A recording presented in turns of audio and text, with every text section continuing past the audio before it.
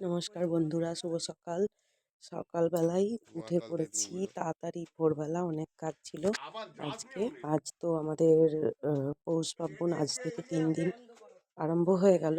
তো সেই কারণেই এই যে উঠোন নেকানো বা ঝাড় দেওয়া, ঝুল ঝাড়া বা পরিষ্কার হওয়া, এই রান্নাঘর পরিষ্কার করে স্নান টান করে নাতা ঝাঁটা চারিদিক ধোয়া, সব কিছু করে নতুন সব কিছু মানে ঠাকুরের জিনিসপত্র বাসনপত্র বার করলাম।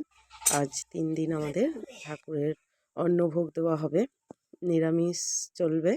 তো আজ এই যে পুরো রাস্তাটা নাতা ঝাঁটা দিলাম আর ঠাকুর ঘর যাবার জন্য না থাক। তো এই যে জোগাড় করে ফেলেছি, এটা প্রথম দিন ভোগ বসিয়েছি। দেখুন এই যে সব দোকান বাজার সব রেডি করে নিয়ে এসে কাটতে বসে গেছি সবজি। তো এই যে আজকে ভেজ ডাল বানাবো আর বেগুন ভাজা, আর এই যে তার জন্য সব আনাজপত্র, ওটা বাঁধাকপি আলু দিয়ে বড় একটা ঝাল হবে। বেগুন ভাজা, যে ভাত হয়ে গেছে, আমি একটা উনুনে রেখে এটা ফ্যান গাললাম। তো আরেকবার আবার উনুনটা পরিষ্কার করে নিলাম, নিয়ে আবার বসিয়ে দিয়েছি কড়াটা। তো ভেজ ডালের ডালটা আমি সিটি দিয়ে নিয়েছিলাম, নেওয়ার পর তারপর সবজিগুলো একটু হালকা করে নেড়ে নিলাম ঘি দিয়ে, আর একটু সামান্য জিরে তেজপাতা ফোড়ন দিয়েছিলাম, দিয়ে নেড়ে নিয়েছিলাম। নিয়ে এবার ডালটা ওর মধ্যে দিয়ে দেবো। একটু অল্প হলুদ নুন দিয়েছিলাম, টমেটো দিলাম। তৈরি হয়ে গেছে ভেজ ডালটা, নুন হলুদ দিয়ে দিয়েছিলাম, সেদ্ধ হয়ে গেছে। বাঁধাকপির তরকারির জন্য বসিয়ে দিয়েছি। তার আগে এখানে বেগুন ভাজা আলু ভাজা করে নিয়েছিলাম। আর এই যে আবার এটা নেক্সট দিনের জন্য বা পরের দিন যে ভোগ হবে দ্বিতীয় দিন, তার জন্য বাজার সব এনে রেডি রাখছিলাম। তাই জন্য বাজার গিয়েছিল, বাজারটা আসতে এখানে রেখে দিয়েছি দেখুন। তো তারপরে আবার আমাদের এইসব এই শীতের সবজি দিয়েই তুমি মায়ের সামনে কথা বলবে, দেখতে পাবে, চিনতে পাবে, আর ও পুকুরের ওপারে থাকলেই মুখ ঘোরাবে। মন্দিরে, আমাদের তোমার সঙ্গে আমার কথা বলা নেই। রঘুনাথের মন্দিরে সকল বাড়ির আমাদের যারা বাবা রঘুনাথের সেবায় আছি আমরা বাস্তুতে, সকলেই ভোগ এখানে নিয়ে আসা হয়। বাবাকে মন্দিরে ভোগ দেখানো হয়, তারপরে আমরা যে যার বাড়িতে নিয়ে এসে সকলে ভোগ দর্শন করি বা তাকে প্রণাম করে ভোগ আমরা নিজেরা ভোগ নিই। এটা দ্বিতীয় দিনের ভোগ দেওয়া হচ্ছিল, প্রথম দিনেরটা মিস হয়ে গেছে, দেখানো হয়নি। আর এই যে দ্বিতীয় দিনে আবার এই যে সকালবেলায় উঠে তাড়াতাড়ি করে, আমাদের জানেন তো ওই হাঁড়িটা আর মাজা যাবে না, বা যা যা প্রথম দিন রান্না হলো সেটা দ্বিতীয় দিনের জন্য আলাদা করে আমরা রেখে দিতে হয় বাউনি বেঁধে। তো প্রথম দিন বাউনি ছিল, দ্বিতীয় দিন এবার যে মকর মকর সংক্রান্তি, এই সংক্রান্তির দিন ভোগের আয়োজন করা হয়েছে। এটা এই যে এবার ভোগ হয়ে গেছে। আর এটা আমাদের যে বাসি ভোগ বলা হয়, যে ওই বাসি ভোগটাও ঠাকুর ঘরে কিন্তু নিয়ে যেতে হয় বাবার কাছে মন্দিরে। তো এই যে আজকে প্রথম দিনে যে ভোগগুলো বা রান্না যেগুলো হয়, সেইগুলো সব কিছু একটু একটু করে রেখে দেওয়া হয়, সেটা আবার নেক্সট মন্দিরে নিয়ে গিয়ে নেক্সট দিনে আবার দিতে হয়। আর হাঁড়িটা আর একটু জল বুলিয়ে নিয়ে বসিয়ে দেওয়া হয়। আর কোনোভাবে হাঁড়ি মাজা হয় না, সেই লাস্টের দিনে মাজা হয়। তো আমি গোপালকেও ভোগ দর্শন, এই ভোগ দেখিয়ে দিতে বলেছিলাম, দেখিয়ে দিয়েছিল। তো আমি এই যে আবার বসে গেছিলাম। তো এখানে সারাদিন তো বাবার ভোগ নিয়েই ব্যস্ত ছিলাম। তো তারপরে ওই 1:30 বেজে যায়, পুজো হতে দেরি হয়। এত কিছু রান্না বান্না বা সকলেই তো সবার বাড়িতেই ভোগ আগে রেডি হবে, তারপর তো এই যে এটা আজকে ফুলকপি বা শিম, ফুলকপি শিম আর বড় বড়ি, হ্যাঁ এসব দিয়ে তরকারি হয়েছিল আর কি, আলু। তো এই যে দ্বিতীয় দিনের ভোগ দর্শন করুন সকলেই। এই যে এখানে আমাদের দাদু, বাড়িরই দাদু, বাবাকে ভোগ দেখাচ্ছিলেন। তো মন্দিরে আমরা সকলেই এখানে উপস্থিত ছিলাম। তো আসতেই হয়, কেননা মন্দিরে সকলকেই আসতে হবে। বাবার এই যে 3 দিন ভোগ হয়, পাশাপাশি বাড়ি, বাবা মাঝখানে থাকেন। তো মন্দিরটা আমাদের বাড়ির সবার মাঝখানে। পয়সা না থাকলে বইরা থাকবে। তারপরে এই যে আমার ছেলে প্রচন্ড দুষ্টুমি করছিল। সকালবেলা থেকে সকলেই ভোগ সত্যি ও তো জানে সব। ঘুরতে ঘুরতে একটু টায়ার্ড হয়ে গেছে হয়তো। এখানে সব গল্প একসঙ্গে সব বাড়ির সবাই মহিলারা আসা হয় ভোগ নিয়ে আসার সময়। তারপর ভোগ যখন হয় তারপরে একটু দাঁড়িয়ে বাবার ভোগ দর্শন বা নিবেদন হয়ে গেলে বাবা ভোগ দর্শন করে তারপরে যখন বলে আমরা বেরিয়ে পড়ি, বাড়িতে চলে আসি সকলে। ওটাই এই যে বসে গেছি সকলেই একসঙ্গে ভোগ খাবার জন্য। তো আবার সন্ধ্যেবেলা এটা পিঠের ঝামেলা ছিল, পিঠে পুলি। এমন খেদা দিতে লেগে গেল কালকে, একটু জল যে জল রয়ে গেছে। এখানে আমি বসে গেছি পিঠে পুলি বানানোর জন্য।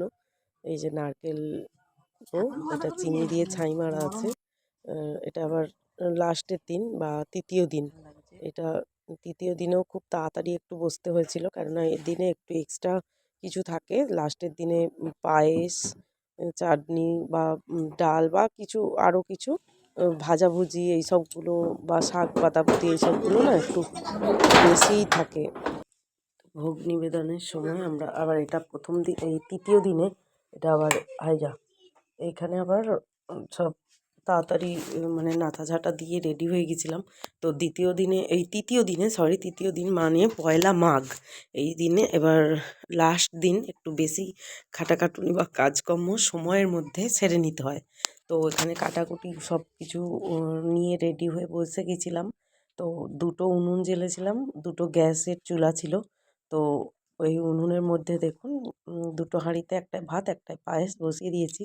তো এই ছোটো হাঁড়িটা পায়েস আর এই বড়োটা একটু একটু বড়োটা ওটা অন্নভোগ। তো এখানে আমি গ্যাসে এখানে আলু সিদ্ধ করে নিচ্ছিলাম ভাজা হওয়ার জন্য, ভাজা করব বলে আলু।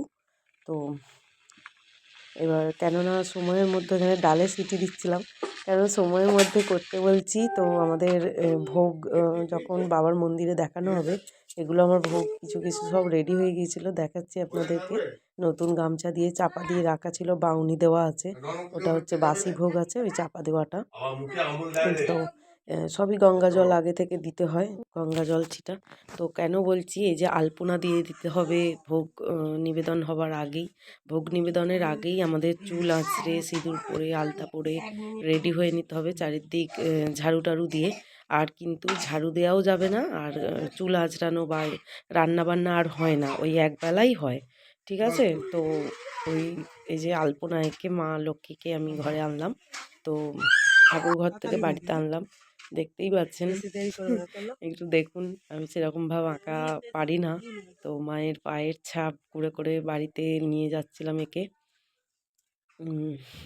যদি আমার এই চ্যানেলটা বা আমার এই ভিডিও আপনাদের ভালো লেগে থাকে তো লাইক কমেন্ট শেয়ার সাবস্ক্রাইব করে আমার পাশে থাকার অনুরোধ জানাচ্ছি।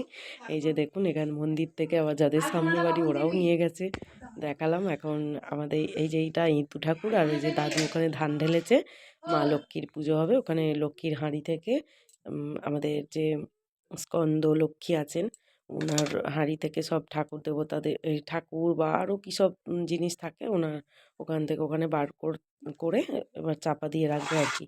এবার ভোগ নিয়ে যাওয়া হচ্ছে, এগুলো সব একটা একটা করে মন্দিরে এই যে নিয়ে আসছিলাম। শাশুড়ি মা, আমি, আমার হাজব্যান্ড বা সকলেই, সবার বাড়িরই সবাই একটু হাতে হাতে কাজ করে দেয় এই দিন। একটু খুবই অনেকগুলো হয়ে থাকে, আর এই দিনে আর থালা আনা হয় না। এই দিন মানে আপনি যা রান্না করুন না কেন সব কিছুই নিয়ে আসতে হবে। এই যে ওই জন্য অনেক হয়ে গেছে এখানে, ধরে না এক এক সময়, এই যে বাইরেও রাখতে হয়, এরকম একটা পজিশন হয়ে যায়। আর আমাদের ইঁতু ঠাকুর 2 মাস থাকে, তাই জন্য ইঁতু মা বা আজ ভোরবেলা বা 2রা মাঘ সকালে এই ভোরবেলা বিসর্জন হবে। এই যে বাবা রঘুনাথ সিংহাসনে, হ্যাঁ, দর্শন করুন, সকলের মঙ্গল কামনা করি। ভিডিওটা যদি ভালো লাগে তো একটু কমেন্ট করে জানাবেন, যদি কিছু ভুল ত্রুটি থাকে তো ক্ষমা করবেন। আমি সেরকমভাবে গুছিয়ে ভিডিও করতে পারি না। তো দেখতেই পাচ্ছেন আমাদের বামুন ঠাকুরকেও শীত পেয়ে গিয়েছিল, প্রচণ্ড ঠান্ডা থাকে তো, আর ভোরবেলা থেকে উঠতে হয়, আর মকরের পুজো করতে হয় বা মকর পুজো ছিল, ওগুলো সব সেরে তারপরে আমাদের মন্দিরে ভোগ দেখাতে আসে। তো আমাদের বাড়িরই ব্রাহ্মণ, আমাদের রঘুনাথের সেবাই। একটু সরিয়ে সরিয়ে দিচ্ছিল, কেন আরো সকলে আছে তো রাখার কোনো জায়গা পায় না, ধরে না মন্দিরে দালানিতে যে নিচে রাখতে হয় এক এক সময়। সকল বাড়িতে একটু গুছিয়ে রাখলে ঠিকভাবে তো সকলেই রাখতে পারে, নয়তো বাইরে রাখতে হয়। তো এই যে সকল বাড়ির সদস্যরাই, মেয়ে সদস্যরাই বেশি থাকে, বাড়ির একটা ছেলে বা বাচ্চা এরাও থাকে, সবাই একটু হাতে হাতে জোগাড় করে দেয়। আর আবার সন্ধেবেলা যখন শিয়াল ডাকবে তখন আমাদের এটাই নিয়ম। তো তখন আমাদের এই যে লক্ষ্মীর ধান ঢালা হয়েছে, ধানটা তখন আবার ধানের তৈরি বা আমাদের যে লক্ষ্মী আছে ওখানে রেখে দেওয়া হবে। এবার এই যে বাবা সিংহাসন নেওয়া হচ্ছে, ভোগ দর্শন হয়ে যাওয়ার পর আবার বাবাকে ঠিক ঘরের ভেতর রাখা হয়ে যাবে। তো এই যে আমি আবার বিকেলবেলা দেখাচ্ছি, একবার শুকনো হয়ে গেছে। তো দেখছি শিয়াল এখনো ডাকছে না, সন্ধে হতে যায়, আজ সেল ডাকবে না গো। দেখিয়ে নিয়ে যাচ্ছি আপনাদেরকে। দেখুন এখন আর ভোগ নেই, পুরো ফাঁকা, রোদ থাকতে থাকতে কি কাণ্ড অত্যাচার করে। মা লক্ষ্মীর যে ধান যখন পুজো হচ্ছিল এখানটা দেখো লাইট গুলো জ্বেলে দিলে হতো, বলো অন্ধকার রাখা হয়েছে। 3টে আছে, 3জনে করেছে, 3টে বাড়ির থেকে এসেছিল। এইটাই গাছ যেটা বেশি হয়েছে এটা আমার, আমি বাড়িতে করে রেখেছিলাম, ওরা মন্দিরে রেখেছিল, আমি আবার ওখানে নিয়ে গিয়ে রেখে দিতে হয়, কেন মা ভোগ ভোগ হবার পর আজ ভোরবেলা মাকে বিসর্জন করা হবে। এই যে আমরা আবার সন্ধে দেখাতে হয় এখানে ঠাকুরের, তো দেখানো হয়ে গেল। তো সকলে ভালো থাকবেন, আবার পরের বছর দেখানোর চেষ্টা করব। আপনারা আমার পাশে থাকবেন আর একটু কমেন্ট করে জানাবেন কেমন হলো। বা আমাদের তো খুবই মজা বা আনন্দ হয়েছে 3 দিন, খুব মনটা খারাপ হয় শেষের দিনটা, যে আবার একটা বছরের অপেক্ষা করতে হয়। তাই জন্য এই যে এখানে এটা আবার নেমে গিয়ে